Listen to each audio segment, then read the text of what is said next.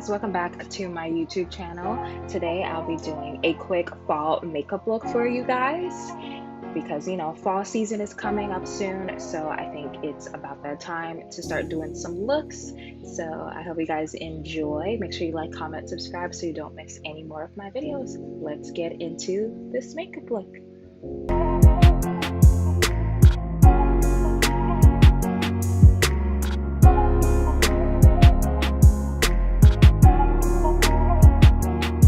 So starting off with brows, I'm using Maybelline Fit Me Concealer. I'll show you guys the color here in just a second.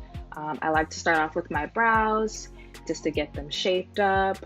I didn't have any eyebrow pencil and I didn't feel like shaping them up all that well. I just wanted kind of a natural brow look. So that's just what I'm using here, and just a regular concealer brush to outline my brows up top and at the bottom.